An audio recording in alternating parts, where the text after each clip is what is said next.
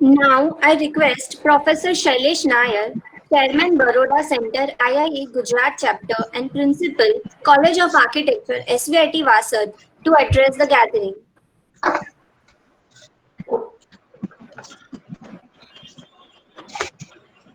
All the professionals, academicians, students present in this virtual platform, very good morning to one and all. World Architecture Day is celebrated on the first Monday of October in parallel with UN World Habitat Day, for which the theme of this year is Housing for All, a Better Urban Future.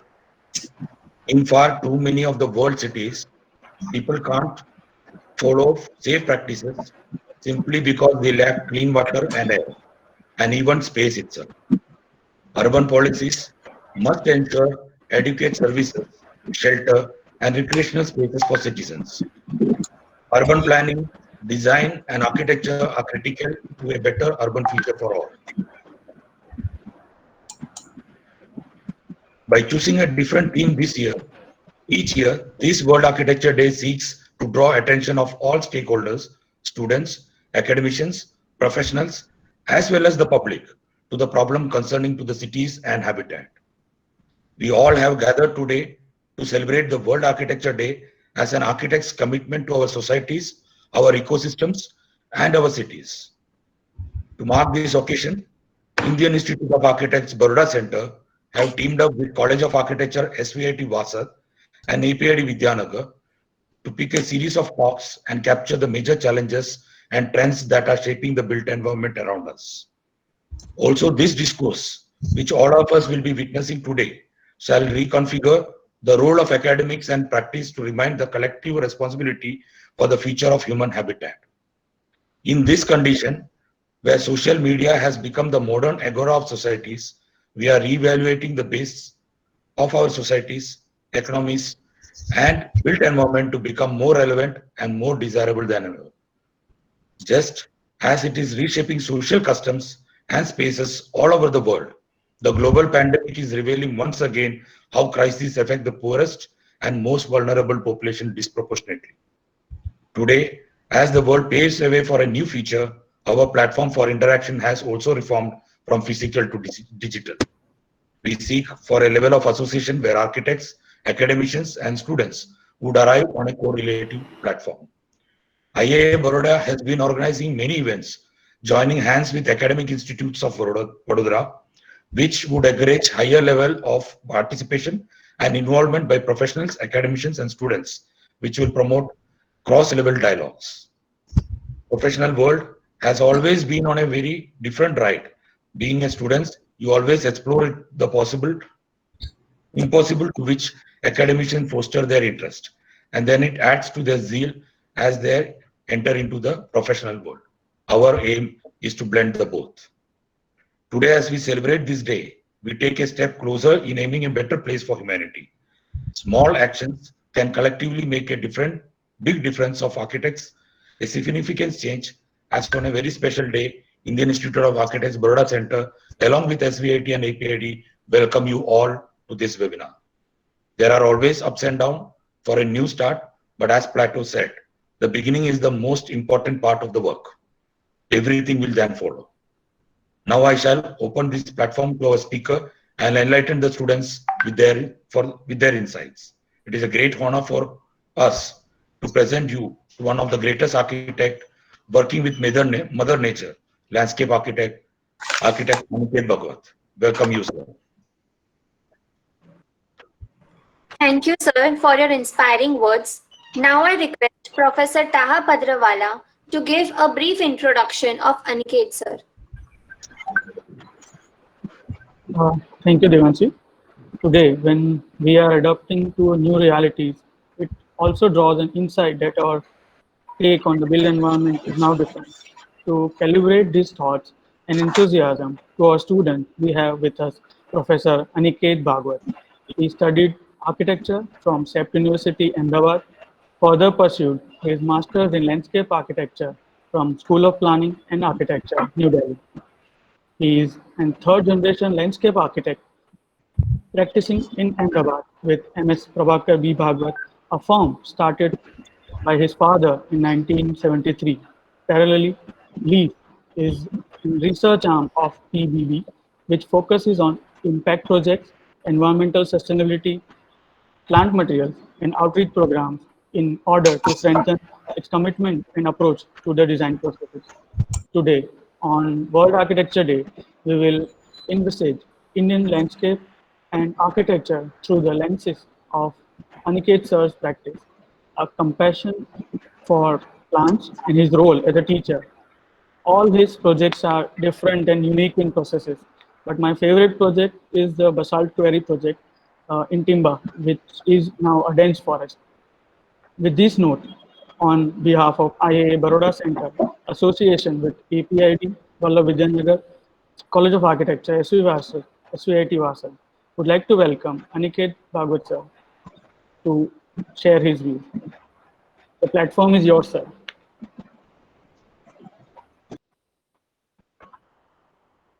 Thank you very much. Thank you very much for inviting me. Am I clear? Am I audible? Yes, sir. Yes, sir. Is my voice clear or there is some problem on the sound? No. Okay, great. It's very clear. So thanks a lot, Professor Nair, Professor. We haven't met. And of course, I can see the principal at APID. So hello, how are you? And I can see a lot of students. So it's great. It's a great way to start the week. It's a great way to celebrate this. So let me first share this desktop and see. Just can you help me with this?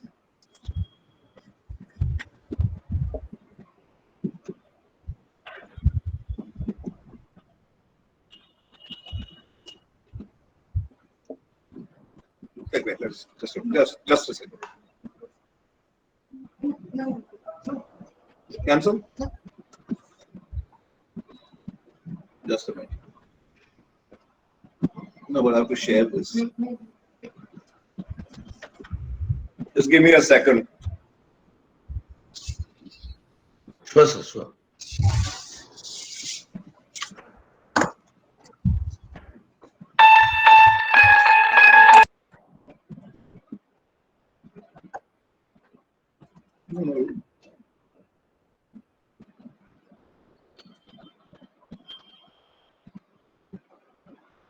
Take a minute. Just a minute.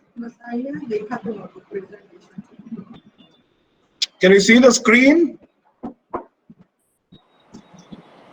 Hello? Yes, sir. Hello, can you see the screen? Yes, sir. Yes, sir. Okay, I hope I am audible. Yes, sir. And if somewhere in the way that I lose sound or something, please let me know. Yeah, great. Okay, so Sure, sir. great Sure, sir. morning again. So, hello? Yes, sir, you're audible. Hello? Yes, sir, you're audible. Yes, thanks a lot. So, great. So I think over the last many decades, I personally have traveled, to colleges, to design forums, showing work, pretty much like, sometimes you get the feeling that it's a bit like a traveling circus that shows its tricks and its acts.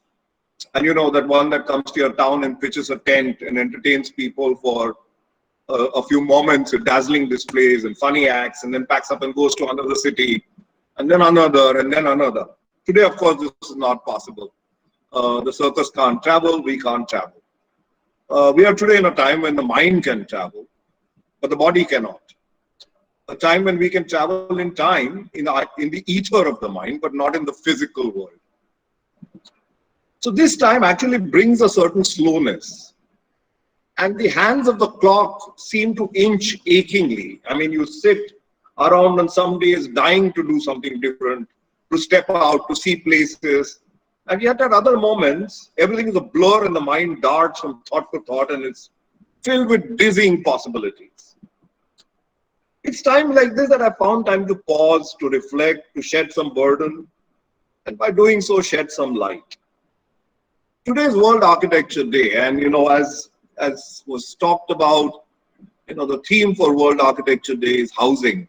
And that's an important theme. That's a very, very important theme. But as architects, and particularly in the context of India, for students and young architects, I think there's something else that I have found perhaps even more important and more critical. And that really is our ability, or the lack of it, to imagine, to design, and to believe in a process. To a great extent, I think that what has happened, and one sees this around you all the time, that because of the extent of social media, because of the way that images are hammered at you all the time, a lot of the work that gets produced in the country is not dissimilar from the kind of work that is produced elsewhere in the world. And I think the syntax is pretty similar, the language is similar, the vocabulary is similar. And with each passing day, you seem to find lesser and lesser energy being put in by the architects as a profession, as a group of students, as a group of young architects, in really trying to develop our own vocabulary, or trying to be sort of highly specific to what it is that we would like to say. And I think this is very, very worrying. I think it's time that architects, all of us, need to sit back and ask ourselves about the kind of work that we are producing. So while it might be environmentally sustainable, while it might be correct for the program, while it might be built well, the question is, what language is our work talking? And is it talking a language that we are creating, or is it talking a language that we are borrowing continuously from looking at images, looking at projects elsewhere in the world, and trying to create it here without really understanding the value of process? And this is something that I'd like to sort of talk about a little bit. And I'd like to share our journey while I'm trying to explain this. So by way of introduction, of course, we are an old landscape firm, and we do a fair amount of master planning, architecture, and interior design. And we have studios in Ahmedabad and Mumbai. So between the two places, we are about 40 of us. Out of all of us, some are like rocks. I mean, we are firm, we are grounded, and we are together. Some are like the colorful shells that get tossed and danced with the waves, and finally are washed up on the shore. So the studio, like the ocean, needs them all. It needs the rocks to divert and bear the flow, waves to tell us about the rhythm of life, and in the water, the many delightful creatures that remind us of the joyousness of life. We laugh a lot in the office. We work very hard. We listen to a lot of music. But we mostly work very, very hard. So hard that many think that we are difficult people or impossible people. And working with us is not normal. I often get asked this. People ask me saying, is your place a difficult place to work? Is there not too much pressure? Why do some people last only a few months? Why do people, when they leave the office, decide that they require a long holiday before they want to take up something else? Do they get that tired? I think the answer to that is this, that not all carbon turns to coal. Not all carbon turns to diamond. Most of it crumbles under pressure, but some becomes coal, shines brightly, slowly combusts and lives on that memory of fire, and then some become diamonds, hard, brilliant, and difficult to dent. So that's the only way I can explain it, that there is a toughness that is required, there's a rigor that is required. It works for some, it doesn't work for some. But if we really have to find a diamond in our work, I don't see any other option but to, go at it every day, 10, 12 hours, relentlessly, your entire life, and just be possessed by this idea of design. And when a group comes together like that, magic happens. So magic happens across scales, day in and day out. So over the years, the studio has designed many spaces. So some projects, quickly to give you a sense of the work that the studio has done. So it's designed small play spaces for children using waste material. And this is something that the studio has experimented in different places and used eucalyptus bullies, construction bullies, old packing boxes, and so on and so forth.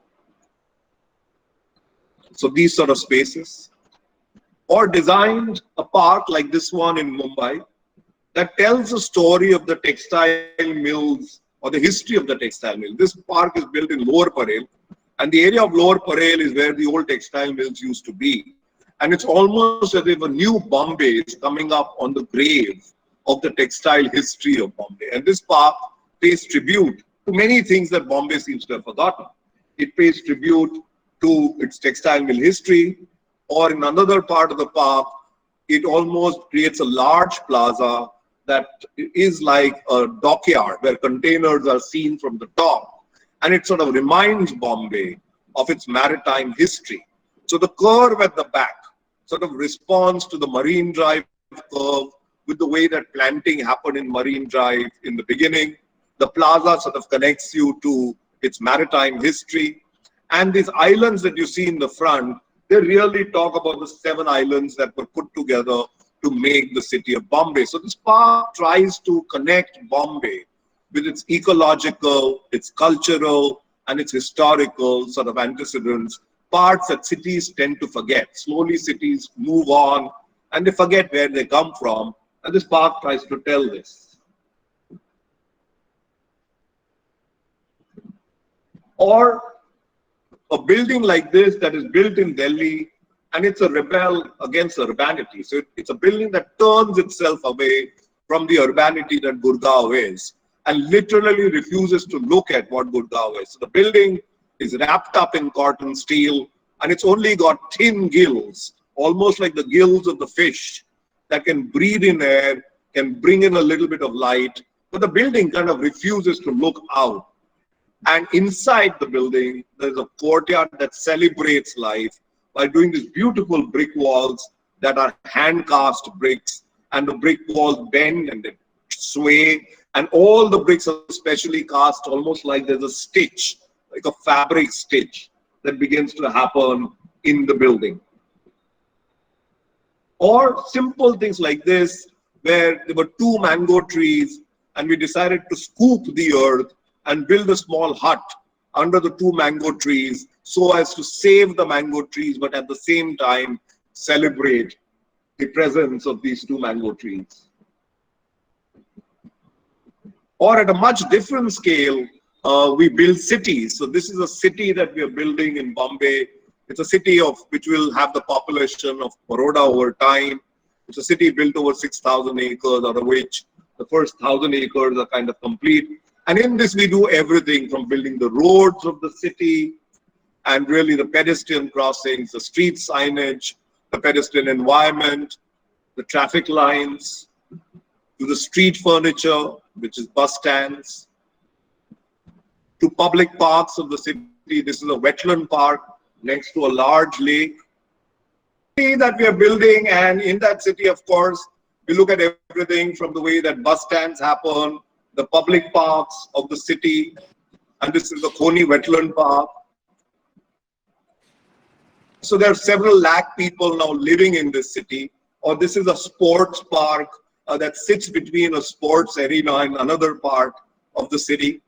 Or the courtyard. So these are simple housing courtyards of this large sort of housing that this city presents itself.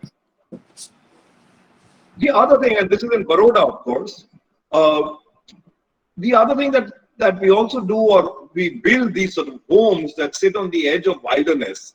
So this is a home that's in Baroda. It sits on it's in the Ravinus land, and it sits on the edge of wilderness, and there's a steel bridge that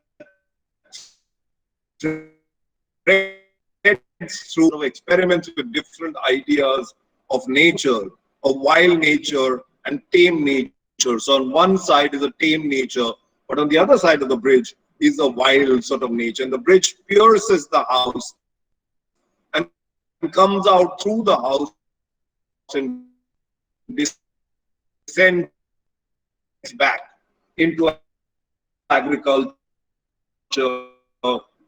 Or this is a building again in Baroda, which are imagined as arts. And this is the Arc building. So it was inspired by a Paul Klee painting.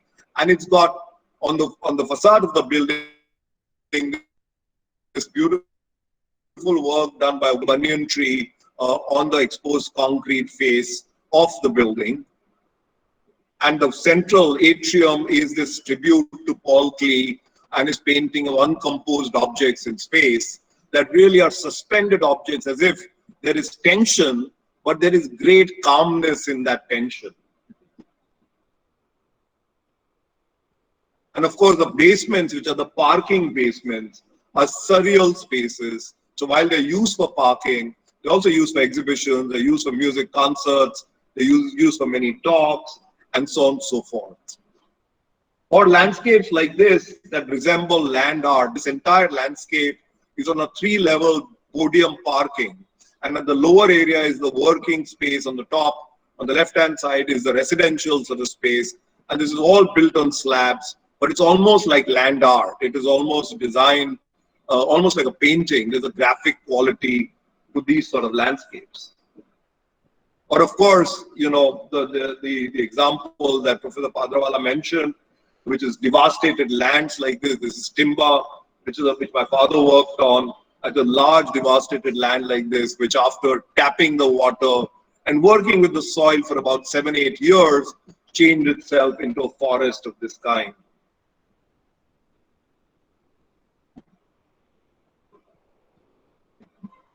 Or offices like this in Bombay. So these are a series of office spaces that we've done in Bombay, which really has got very, very little space. But yet in all those spaces, the idea is to find a certain amount of poetics, a certain amount of beauty in every little corner that is possible, so that people can enjoy the idea of nature a little bit. This is on the terrace of the building. In another point is this entire sculptural sort of tree that is created and creates a tree line that runs along the entire driveway. And it's just on about 40 centimeters on the edge of the driveway. So you take whatever few opportunities that you have and you convey these opportunities as well as you can. Or in this case, on the terrace next to a cafe, to tell the story of the boulders of the Western Ghat and the lost trees of the Western Ghats anymore at the Western Ghat. Or even spaces like this. So this is the kind of space that is actually used for the machines to move, to be able to clean the facade of the building. But even in spaces like this, the idea of etching the skyline of Bombay, so that even when you see it, there's something that continuously reminds you about the idea of landscape, about the idea of nature, and about the idea of urbanity. Or pharmaceutical. So these are very large pharmaceutical projects. This one is in Dahej, where the office is done, the landscape and the architecture and the interior and the master planning. But despite being a pharmaceutical project, it has a certain kind of strong identity that it starts creating. This is the entire entrance sequence of how people come to work every day. In the center of this place is a prayer space, which is the Geographic Center. And that's a place where everybody comes in the morning and sits and stands in silence for a few minutes before they go to work. And the 2 existing banyan trees are sort of woven into this composition. Or even places where there's planting between the factories, there is continuously a search for a certain beauty, a certain sense of graphicness that one tries to do. And another pharmaceutical plant, this one in Ahmedabad, the entire project was divided as a set of valleys and mountains. And it was done so that all the water that ran on this 100-acre site was trapped in this valley and brought down and recharged the ground. So it was very functional sort of landscape, but at the same time, it presented itself as a very bold sort of landscape of valleys and hills, where all the water runs down the valleys and then is recharged. And as a confidence of our bioengineering sort of thinking, the office building, which you can see on the top, is built on the lowest contour. And it has water that runs through the office building.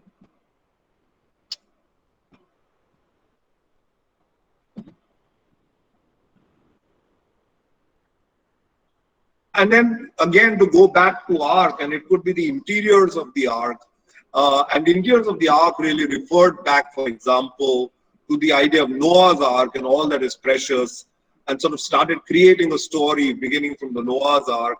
And it worked with using tribal painters who came and drew their words, and a Goan painter who drew his version of what the Noah's Ark is, and you can see all the animals lined up. On the other face, you can see a boat, which is a story of the Noah's boat and how the animals are all taken for rescue.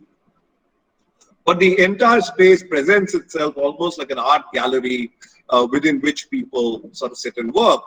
But it's all customized, so it doesn't matter how big the project is or how small the project is. These are lamps, all hand-woven lamps, where they tell the story of animals, or the tables, where the feet of the tables are reminiscent of the hoofs or the strange legs of many, many different kinds of animals. So it continues that story even in the interiors. Or projects like this, which is like the drum house, where there's a beautiful exposed concrete sheath that wraps up the house and the handmade bricks that create the drum. And this is almost like fabric. The casting is almost as delicate as fabric.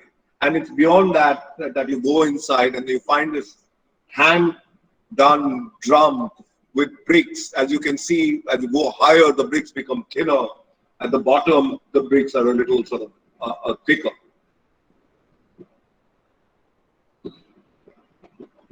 Or it could also be things like this. This is in Bangalore. This is an old industrial district for Bosch, and it's being reimagined as a workplace. And in that reimagination of the workplace, how do you really think about how should people work, play, eat, socialize? What do you start creating as ways of overlapping for them? And how do you then start creating within the landscape places where people can go out and work and meet each other and be as much as possible in the outdoor? Or this is a project that is for one of India's largest corporate houses. This is for Torrent. Unlike corporate landscapes, this landscape is about empathy. It's about nature. It's about giving back. So there's a water body, and in the water body, there are these islands which human beings can't go to. Only birds can go to these islands. And over a period of time, these islands have started becoming the destination or the home for many migratory birds that come and choose to stay there.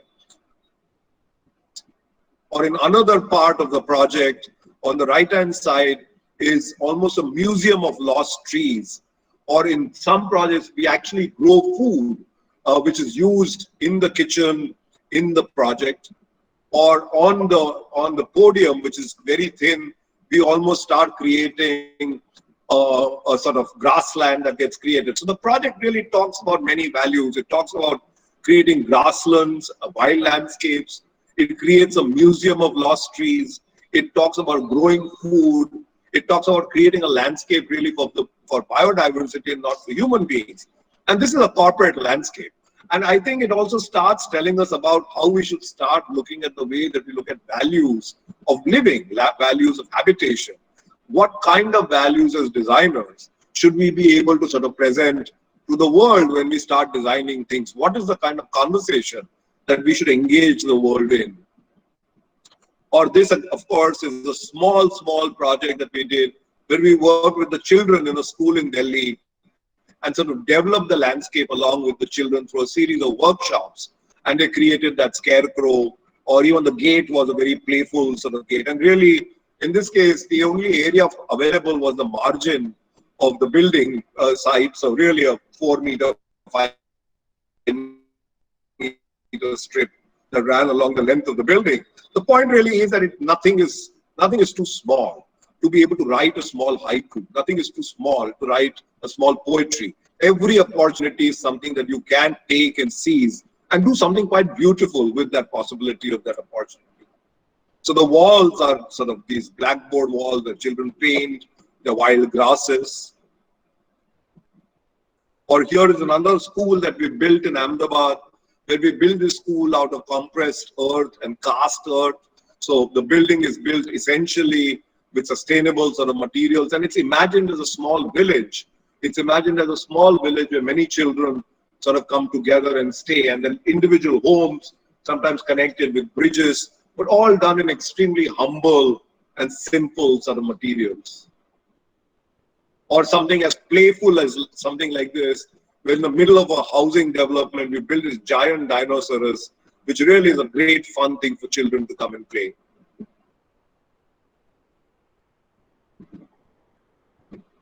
And then this one is a wedding place in Ahmedabad, which is large. It can accommodate about 1,000 people, sorry, 3,000, 4,000 people.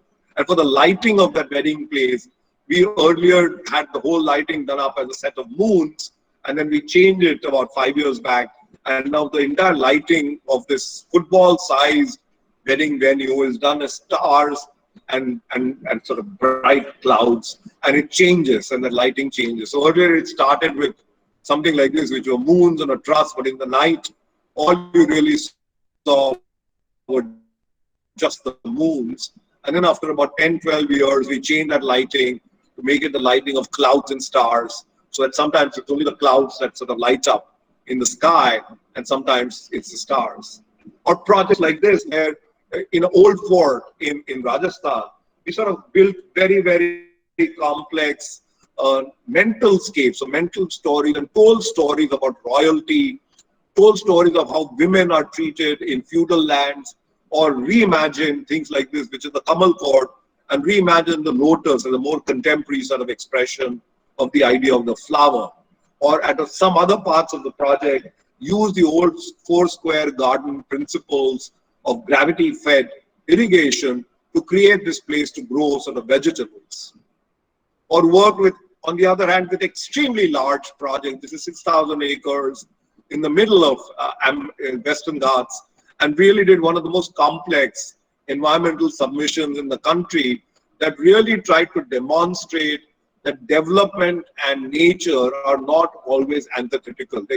They can coexist, they can work together, but we have to be very, very careful about understanding how we start occupying places like this. Or very simple projects like this.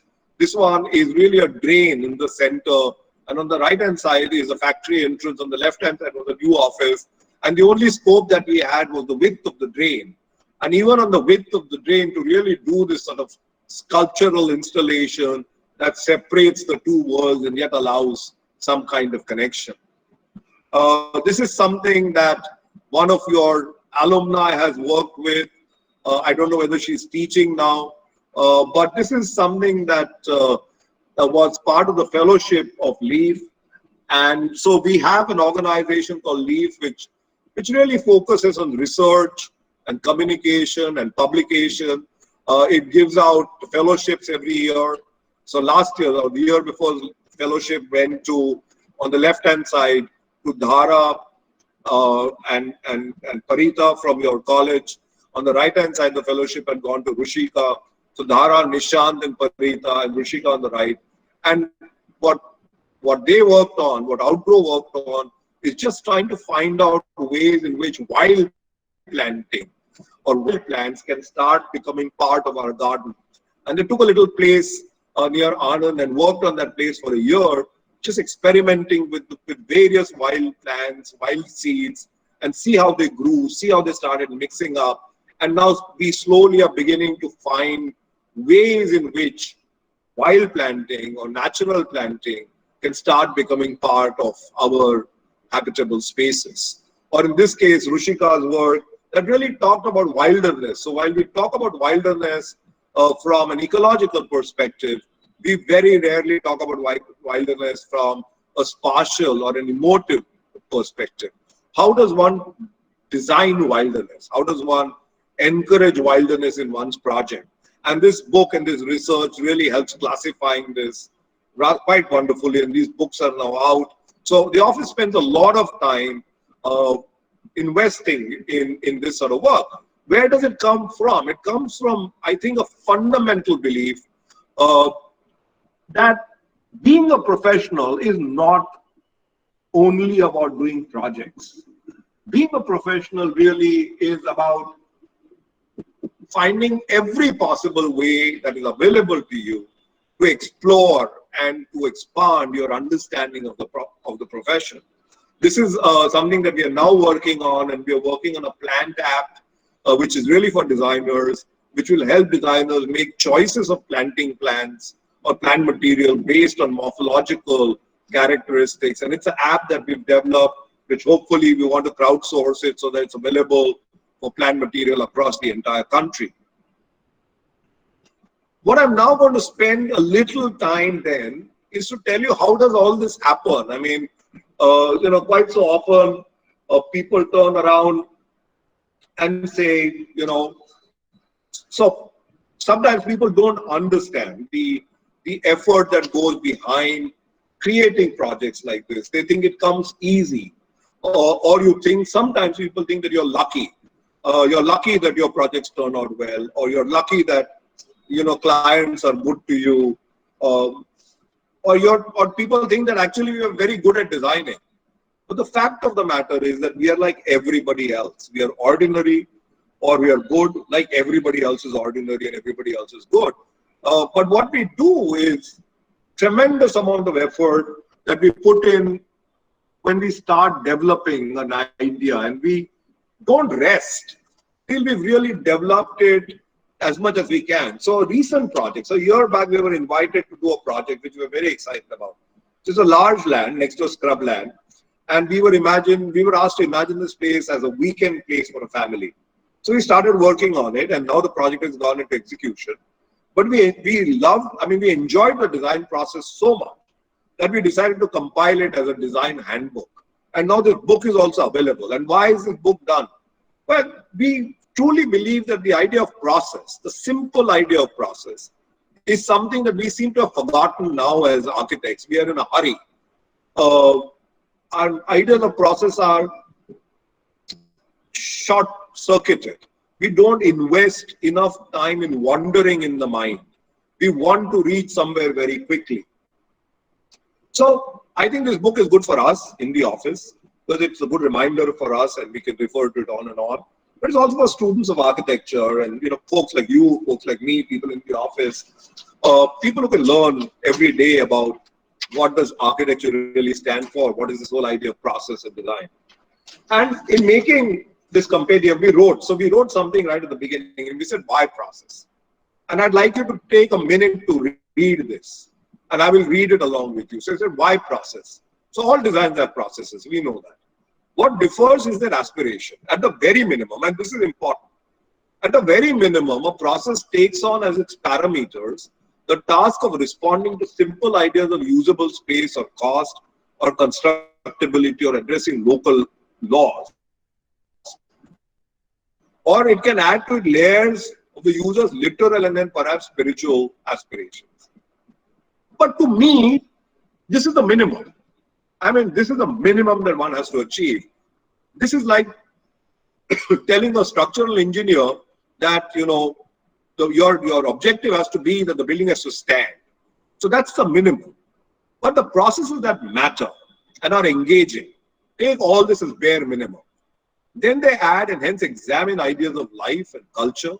They strive to find ways of developing conversation that engage the individual, but at the same time hope to engage with history and our changing notions of life. Good processes work with many notions of time, the immediate and the archaeological, the past, the present, and the future. What does that mean? That when you do a good project, we all strive for a project to be timeless. I mean, that is, only if you're lucky, once in a millennium will a project like that get created. But I think what we also must struggle with is to say that the project that we've done can do different conversations at different times. It is not so present today and so topical today that after 5 years, it won't have the ability to do the conversation. Projects must create the possibility of creating conversations all the time. And I think that is, when that happens, I think the project turns out fine. So constructed spatiality is a timeless device. So when you build something, you have to think of something that you build or create or design, almost like a timeless device. It's a device, which while enabling and celebrating many ideas of occupation, if embedded with silent conversations of the many diverse ideas of life and culture, become potent devices of soliloquy and calibration. If you can do that, these are places where you can talk with yourself. These are places where you can calibrate yourself.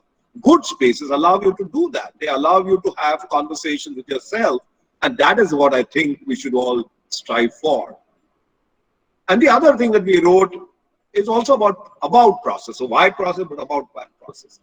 So something that in this, it's known when the practitioners, but often something that surprises young students is that design is never a linear process. There are times when one starts with the end and others in the middle, yet others oscillate between the intended phases, almost hoping that the creation of compressions and rarefactions leads to certain revelation that will help guide design. So design is never linear. It is not, I do this today, then I'll do this tomorrow, and I'll do this day after. No, it's never like that. It's many things all happening at the same time. So to give an example, in wartime codes, and equally in the early days of the World Wide Web, it was strings of information were sent out through many different ways. Some of them got lost along the way. Some of them got corrupted. The system, however, had the ability to string all information together and reach the intended in a cohesive form. So in design, a certain set of aspirational ideas are set afloat. And in their journey, some lose, some sink, some get broken, some are changed, but yet others soar. And in the end, they arrive as one entity. So the part of the design process is to ensure that their journey, often it takes years, but their sense of purpose is not diluted or it's not corrupted. And with every year and every passing moment, they aspire and become better and better ideas of life. So there is no question of being disheartened about design. Design is, well, a process is a process. And so long as you believe in it and so long as you sort of keep plugging at it and invest your heart and soul into it, good things will happen. It doesn't matter if it doesn't happen in the time that you've given yourself. So design is like a well-honed, gifted classical dancer whose every gesture is coordinated, has meaning, and fills our minds with awe, hope, and introduces us to the many wonders of love, of life. Or it is a pretender who gesticulates limbs wildly, hoping to pass off as a dancer, and that certainly is not design. And you see a lot of buildings like that today who, really are doing gymnastics. And in their gymnastics, yes, they are sort of catching some attention, but that's not design. Design is well honed, it's precise, it's rehearsed, it's coordinated, and it's got meanings. And I think it's good to remember that. So I'm going to run through this very quickly. This book sort of maps everything that happened in the project from day one. So the first thing that we did in the project was we actually drew a drawing of how we reached the site. So, on the left-hand side, you can see the city. On the right-hand side, you can see the site. And you can begin to see the time that it took and the experience and how the city gets left behind and how sort of things change so that as you come closer and closer, how the sky starts meeting the ground. I mean, the horizon starts expressing itself very, very, very differently. So this was the site. We had this wonderful deer. We still do on the site. And we started mapping the soil. So, and if you have some time, you should read what is written below, because I've written it very carefully. I'll read one, but when it comes to the other ones, you can choose how to read it. A new site is like a new acquaintance, and you want to befriend. That quest, however, needs to be tempered. So when you make a new friend, you want to make friends, but you have to be careful that you're not so excited that the friend runs away or gets scared by your excitement. So it has to be tempered. An overtly active effort can be intrusive and cloaked with myopia, the essential nature of it. Entering new relationships, like falling in love, also requires a certain exuberance, a certain anticipation. Tired eyes and closed minds help very little. A preconceived notion of how the relationship will mature is fraught with problems. Each one needs a fresh way of approaching. Very often, you will hear people say, "Oh, that site, we have done a site like this before. That site, it is like that site." The moment you start talking like this, your eyes are tired, your mind is tired, and you have to find out ways of invigorating, exciting it every time you're confronted with something new. So these are some of the drawings that we did for the site. I mean, the one on the top left is just how soil texture is at the site. The one below is just the way grasses and wild grasses grow at the site, or just the sound of bird or animals, or the sound of birds at the site, or just the other sound, the crackling of leaves, the sound of aquatic birds, the sound of vehicles. You can well ask whether something like this helps, and you can well say when you finally designed this, how did it help? And I think this connection is not a direct connection. This connection is a bit like Riyaz. It's a bit like, imagining the world slowly and assimilating it. And the more you assimilate it, the more you assimilate the site, when you sit to design, there are these layers of assimilation that have already built in your mind that start creating the idea of design. One of the first, so again here, invoking emotions, laying bare their vulnerability and meaning. So one of the first presentations that we do to the client is where we are almost naked. We show the client things, or we show the client things, or our best dreams.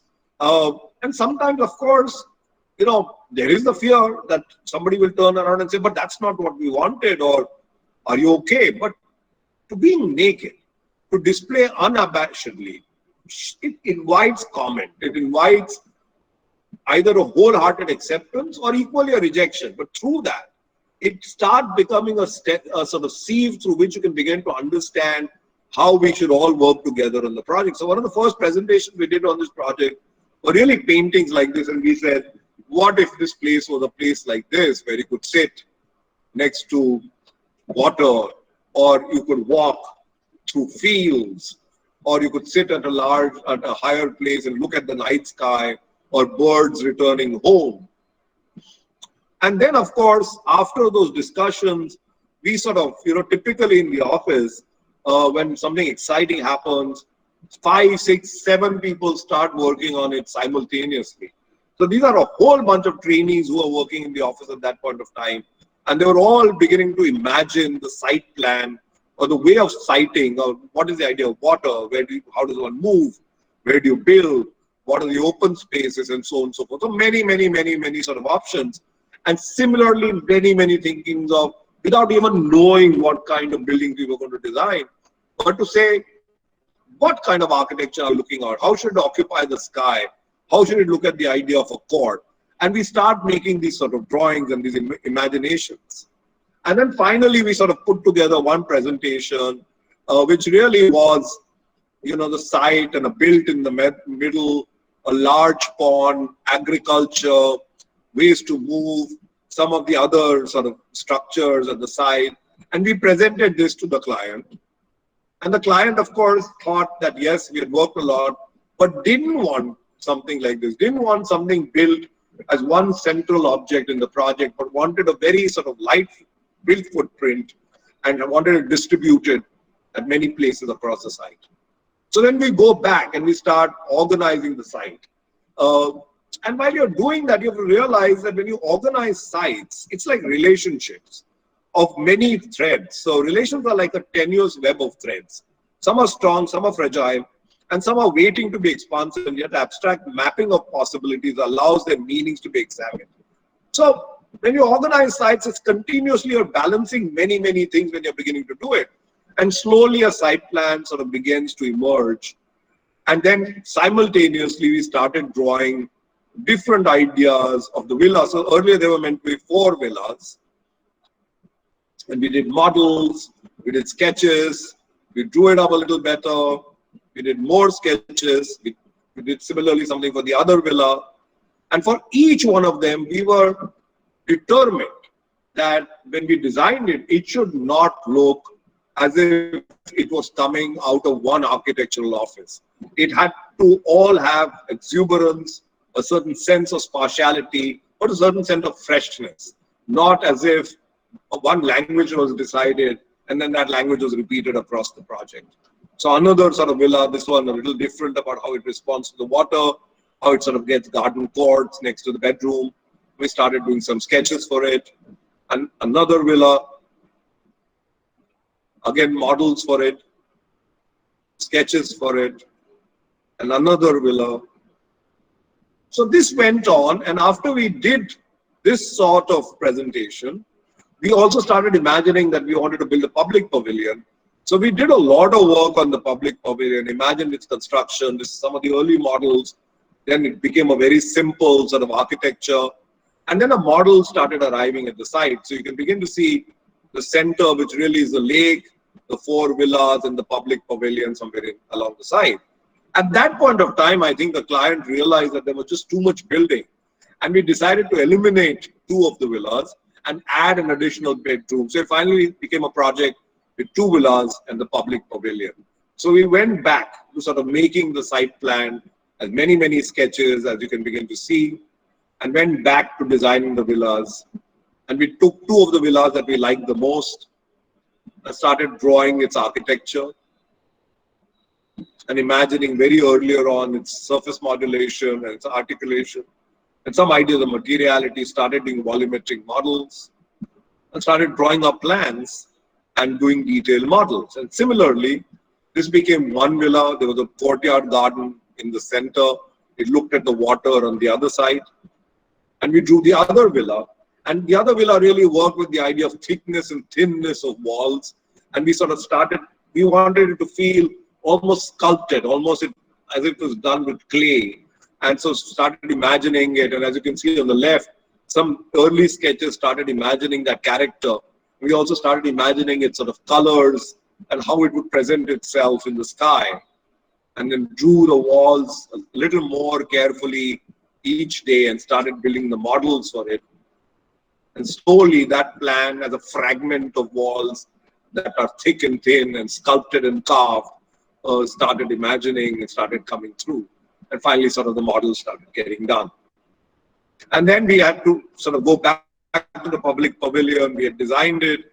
We wanted to do it in brick walls. So we did a series of studies of brick walls of proportions, heights, spanning, sense of space, and started imagining it. And finally, we realized that a brick wall of this kind, from structural codes, is something that is not possible to do because we don't have the structural codes still available to be able to design and do an audit of something of this kind. And just for that reason, despite knowing that we could have built it, just for that reason, we sort of gave up after doing a lot of work on imagining the public pavilion and went back to the public pavilion and started doing a series of sketches on the public pavilion and imagining the roof. And we started imagining it almost as if it was a tented city, a tented camp that sat at the edge of water. The roof really started becoming reminiscent of the idea of tents. And there were a lot of studies of different ways in which the roof can be imagined. And some of the early plans that started imagining the lake, the deck, the living spaces, the pool, the entrance garden, and the other sort of support utilities at the back.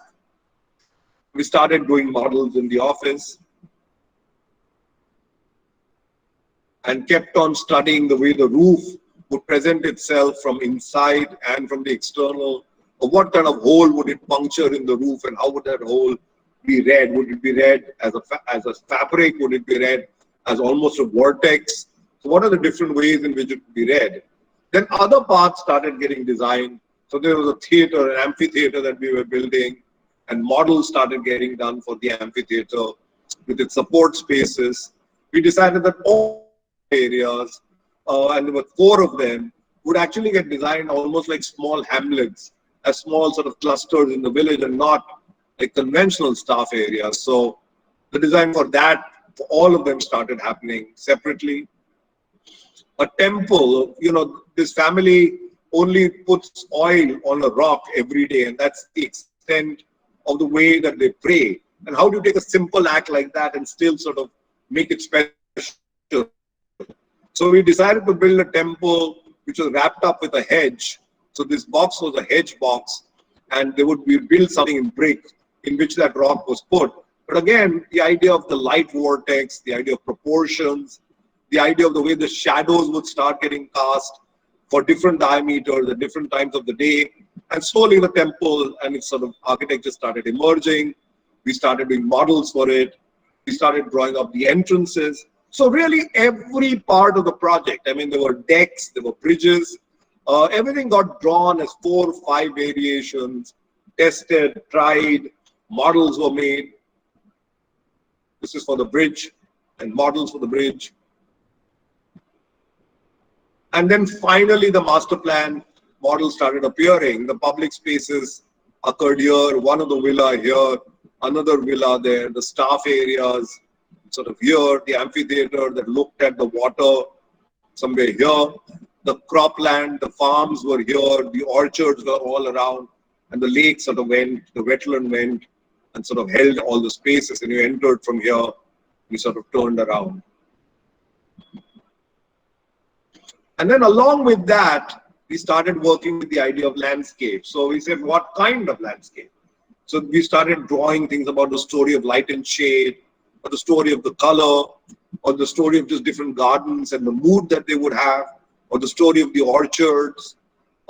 We started saying, where is the cover of the tree? What happens when the land needs water? Where is the grass wild? Where are the trails cut through the grass so that you can go sort of discovering the landscape? And so gradually that started getting built up as to which were the grasslands, which were the denser grasslands, where did the trees happen, where did the shrubs happen, and all that started getting modeled slowly.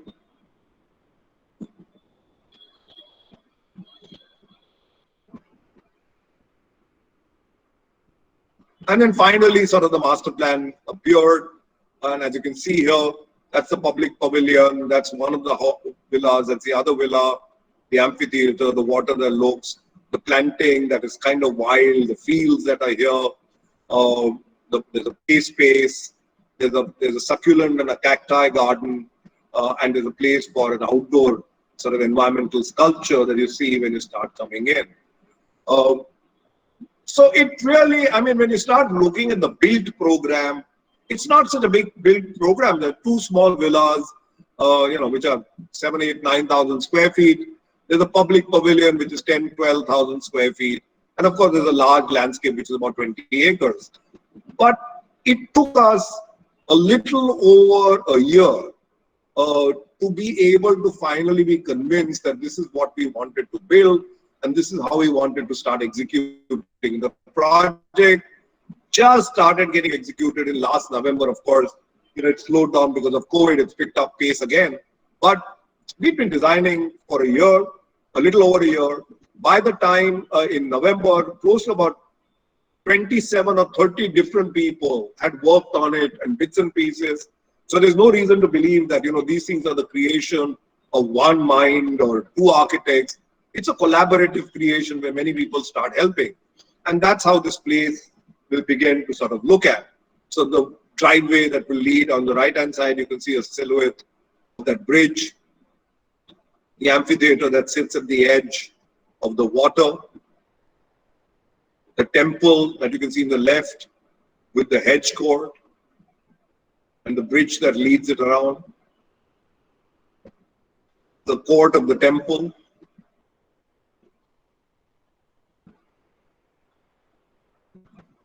The public pavilion with these roofs, which we still don't know what we're going to finish them with. We have just sort of agreed on its construction, but we are wondering whether to do it in wood or to do it in ceramic, but we are not sure. But the way that the public pavilion sits, the deck, the inside of the public pavilion, which is done in steel, one of the vortex of that sort of space in the public pavilion, the view from it, other parts of the project, one of the villas. And as you can see, from its materiality, from its architectural syntax, they're all very different. I mean, there are 3 different characters, or including the temple, 4 different characters that will come to this site. All of them come with different materials, different architectural vocabularies, different ways of looking at fire breaks and corbelling.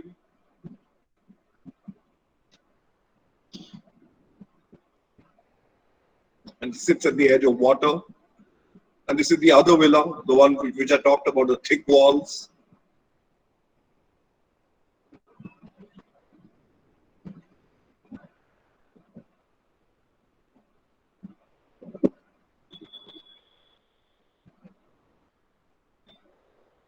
And that's the entire plan. So at the end of this entire thing, we wrote a small conclusion, and I'd like to sort of read that and end with that for this talk.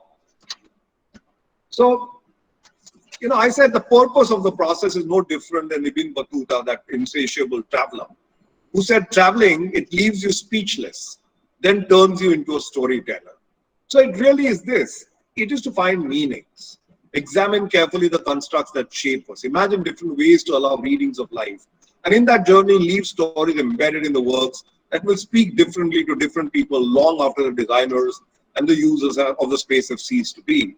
The legacy for posterity can be large and tall monoliths, and we see that in our country today, unfortunately.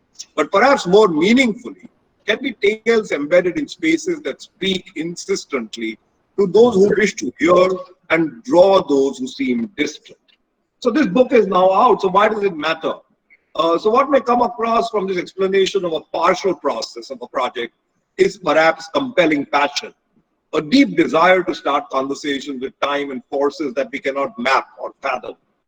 A charitable observation may well allow that we as a studio seem to be deeply engaged in whatever we do, and we seem to do it day in and day out, year in, year out for decades. I often ask, and amongst ourselves we often discuss this honestly, and we say, why is it so? What drives us? And it's really a simple answer. Loving and learning, that's what drives us. The love for it and the desire to learn.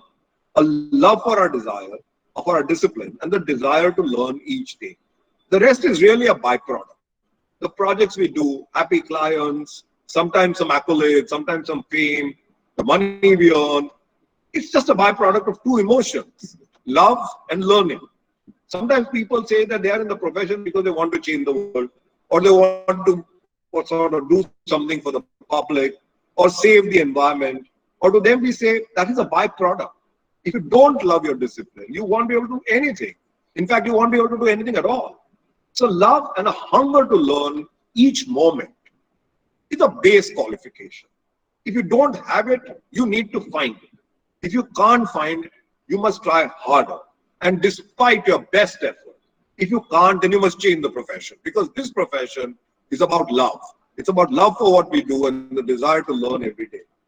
So does that worry some of you who may not be in love or who may not be as passionate about the world? It should. And you should do something about it very fast. You're all young, some of you. And while there are many things that you may have to learn, finding love is not one of them. You have to go and find love. And that's all I have for today. So thank you very much. Thank you. Thank you, sir, for your enlightening section. Now I request Taha sir to address the questions of the participants for the interaction with Aniket sir. Okay, I can see a few questions in the chat box. One is from the Jayashree Mishra. What is your philosophy of integrating landscape as a part of material? What is your philosophy about landscape integrating as a part of material? I just read it again, sir. What is your philosophy of integrating landscape as a part of material? Not very clear about what that question is, but if somebody could explain that, could you, whoever asked it, could she explain it a little? Jayashree, you can unmute yourself and ask the question directly. Jayashree, are you there? Yes. Good afternoon, sir. Sir, I wanted to ask that I have seen a lot of projects which you have a landscape, and the landscape somehow it is related to the material that you have adopted in your building and the spaces that you have generated. Either it is a public space or it is a built space. So just to understand that there must be a philosophy in your mind or in your working style, that how do you really integrate these two things? Because when we talk about material, then it has to be the part of that landscape and vice versa. So yeah, so that's how my question is. So let me try to answer this a little differently, right? What is your process and what is your approach? Let me try to understand this question and answer it a little differently. So I come from the belief that whether it's architecture, whether it's landscape, or whether it's interior design, I think all of them are extremely strong disciplines. And they're strong disciplines independent of each other. So in some sense, they have a lot to do with each other, but not one of them is not subservient to the other. They're all individual characters. And so long as they have the ability of having a conversation together, It doesn't matter if they do different kinds of doing conversations. But the important thing is that they must have the ability of doing conversation. That's the only requirement. So if you take that and sort of take that and talk about it in terms of materials, then because a certain kind of material is used in the architecture, doesn't mean that the similar kind of material needs to be used in the landscape. Or because a certain kind of material is used in the architecture, doesn't mean that that material has to be used in the interiors. It's about how you do that conversation. So long as there is a certain degree of empathy, so long as there's a certain degree of give and take, it could be very, very different. I think, so the philosophy is to find ways in which conversations can be structured in space, either by the way that you partially construct the space or by the manner in which you sort of juxtapose materials. So again, very clearly we come from not a very classic way of looking at architecture. So the classic way of looking at architecture is that once you've decided a material, you sort of see that material being exposed or done throughout the project. So if you got brick, then the entire project sort of runs through with brick. We don't believe in that. I mean, we believe a project can have any number of materials if it needs to, if it needs to communicate something differently. So we see really materials as words. We see them as the making of language. And once you think of it like that, then you don't really sort of curtail yourself to a small vocabulary. You say the entire dictionary is available to you, and you can make sentences the way you want to make sentences. I know it's not a direct answer, but that's the way that I look at it.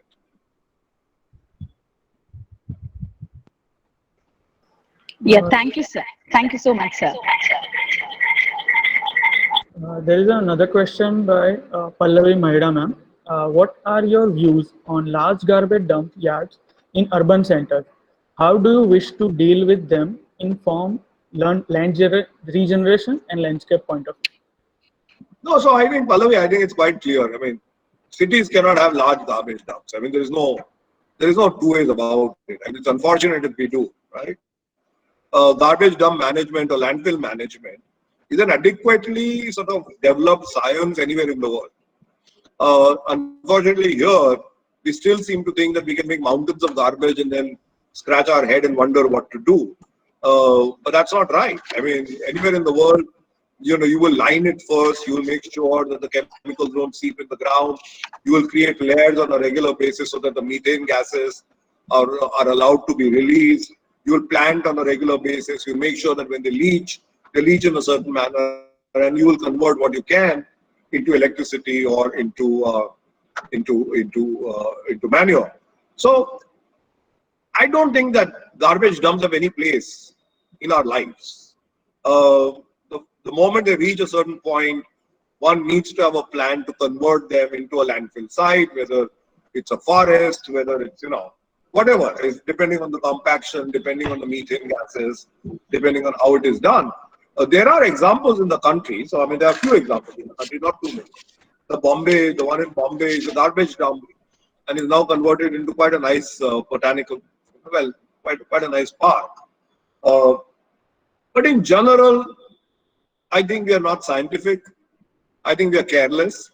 And in LEAF, for example, through LEAF, we've done something. We've done a document on the Piranha waste dump in Ahmedabad. And while we sort of document the horror of the Piranha waste dump, we also try and make a comment on what does it mean for the lives of the people living around. I mean, these people who live around are exposed to a certain disease all the time. Their healths are shot. So, I mean, it's sad, but as in many things, it's one more sad thing. Yes, sir. But unfortunately, we are heading towards them in our urban development. In case of Baroda also, the two dump yards, now the housing colonies are going nearer and nearer, and the dump yards are still working there. So it's a big worry that what can be done. It's sad, and I think it comes out of a callousness that we have for the idea of life. So, yes, sir. Yeah. Yes. There's one more question from a senior professor, Ashwin Mukul sir. He's asking, what is the role of COA in landscaping in today's education and profession? Oh, well, to be honest, I'm not very qualified to answer that. I mean, I don't know what. I don't even know what is the role of COA in architecture. So leave alone landscape.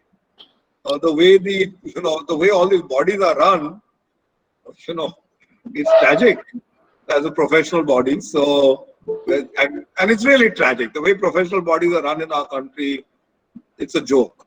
So, luckily, they don't have any role, I think, in landscape. But I don't know whether they actually do. I've stopped teaching for a long time. So, I've really lost touch with academics for some time now. And even when I did teach and even when I did academics, I was never too good at all this. In general, I have a very healthy disrespect for professional bodies in this country. The less one can do with them, the better. So yeah, no roles. They can have a role, but they're incapable of having one. That's all I'm saying. I'm sorry, I must have turned some red flags right now. Thank you. I'm sorry. I don't know whether this was the kind of thing students needed to hear, but since you asked.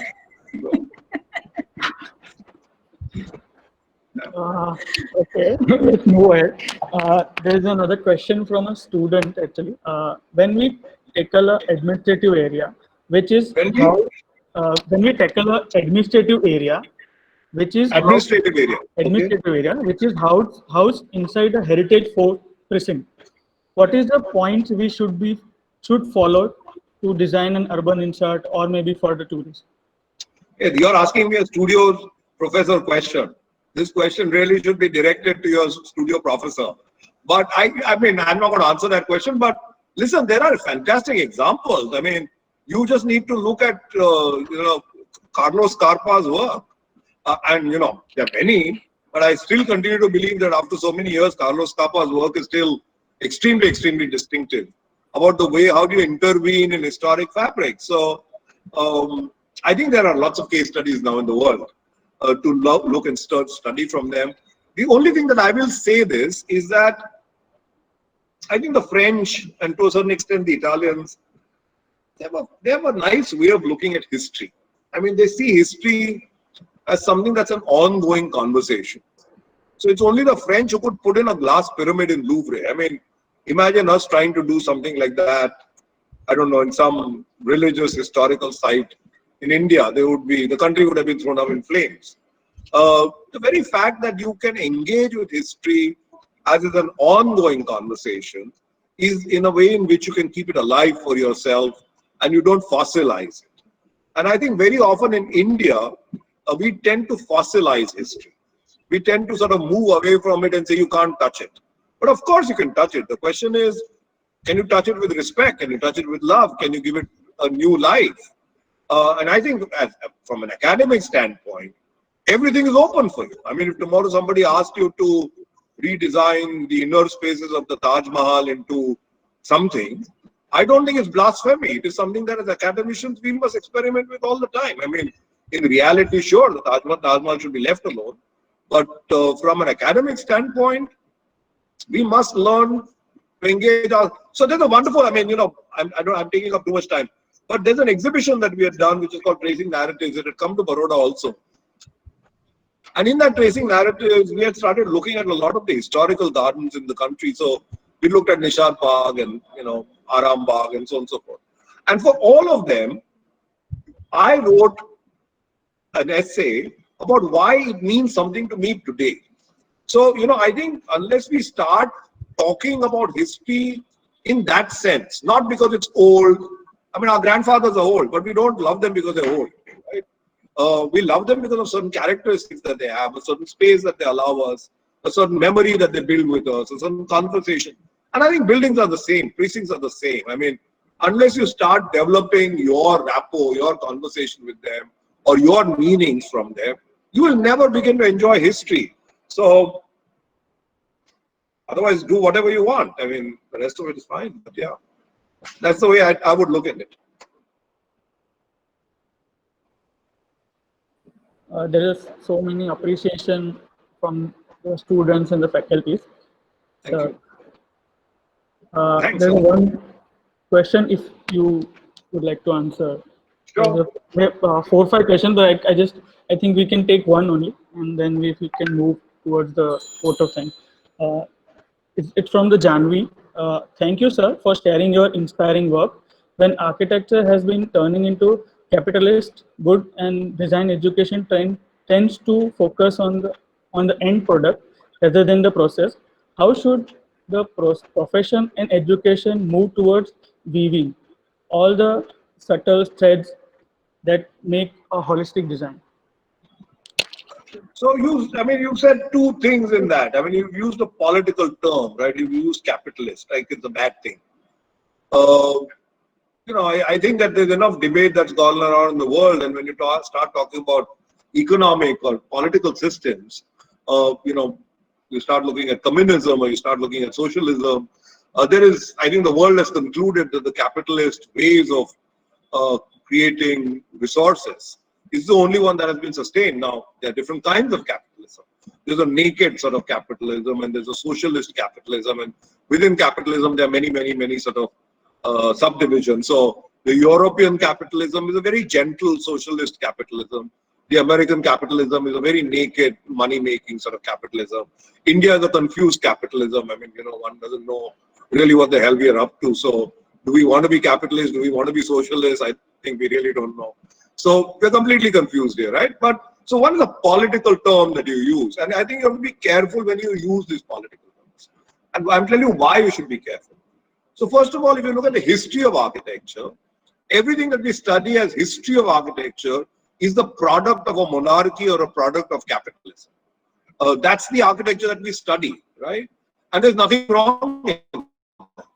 There's nothing wrong with that. Does that mean that you don't care about cities or people? No, not at all. They're two different things, and one should not confuse ourselves into saying you have to be this or that. You can be both. You can be working with something that, as you call, capitalist, which really means somebody's got a lot of money and he wants to spend something, and you could be working for something which is an outreach activity, which is a city activity, an urban activity.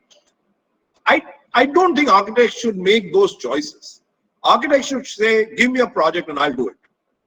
And give me a project and I'll do it with ethics. And I'll do it with passion. And I'll do it with love. And I'll do it with honesty.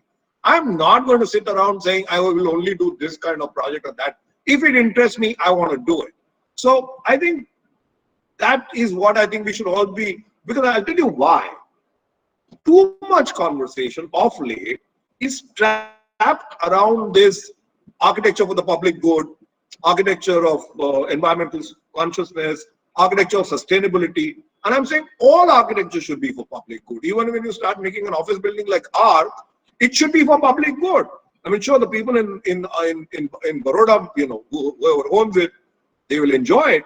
But the city should also enjoy it. And the city should also find that certain value has gotten created for it. So everything should be for public good. Everything should be sustainable. Everything should be articulate.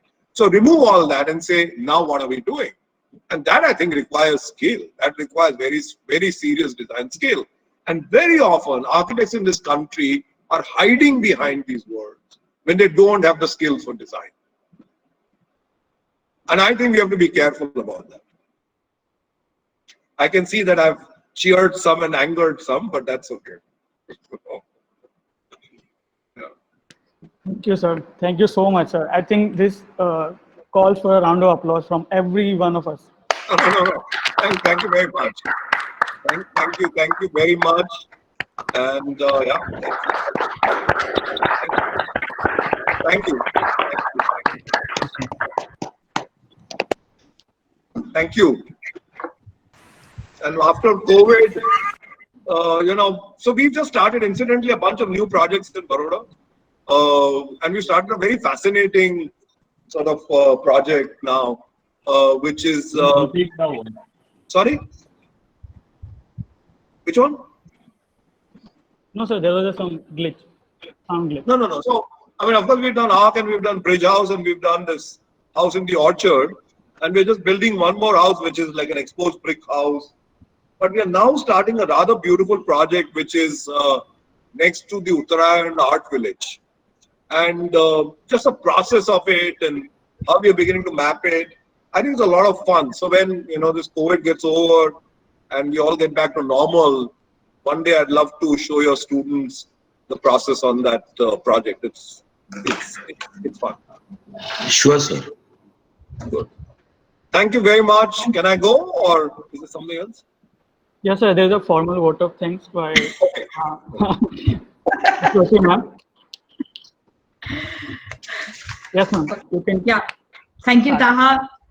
Aniket sir, like I had so much of things to written over here. I don't know where to start this vote of thanks because it is something like never-ending process, and we have really learned quite a lot things out of it. So myself, Professor Jyoti Gill, I'm Secretary IIA as well as Principal APIED. On behalf of IA Baroda chapter and our collaboration Education Institute APIED and SVIT, would like to have give vote of thanks to you on this digital platform on celebration of World Architecture Day. Concisely, I'll try to say that you have really given a very beautiful, like in simplistic manner, the whole journey of what we as an architect work reluctantly for 10 to 12 hours.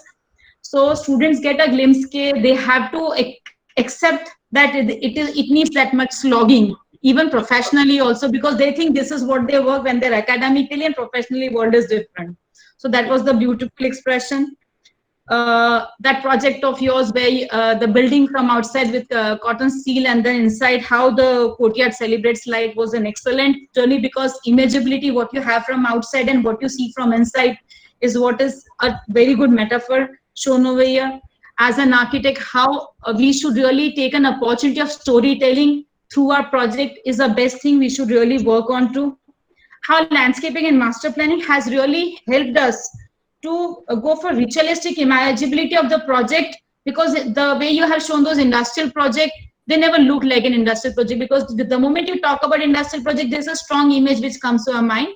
So how to beat that image and yet make it very social. So that is another thing which I've really touched very well. So how value of habitat and conversation was engaged in the whole process, excellently done. So if I try to recapitulate what all things, it is another presentation maybe. I'll be going, I don't want to do that, but yes, it was beautifully touched. The purpose of the whole event was very well taken care of. So thank you very much on the behalf of all the students, all the fraternity members who are present over here, and would really like to hear again and again from you.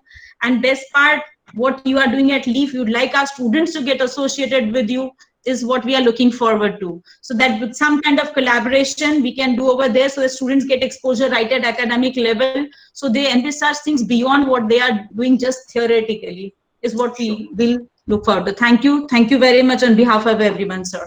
Thank you very much. And since you're a principal and the way you summarize my talk, I have to ask you, how many marks do I get? It was not a jury. I was listening like a student, not like a principal. Thank you. I'm just joking. And about LEAF, I mean, anytime, to be honest, anytime, we've just we're doing a lot of stuff with LEAF now. And I think, yeah, sure. So, I mean, if Taha writes us, or even if Parita writes us, I mean, whoever writes us, I think we'll figure out a way in which students can be exposed to research in LEAF and what LEAF is trying to do, and I think it's valuable. So, sure, happily. Sure, sir. So we'll definitely trouble you, sir. Sorry? We'll definitely trouble you. Yes. Thank you, sir. Thank you, sir. Thanks a lot. Bye. Take care, guys. See you. Bye. Bye. Thank you, sir.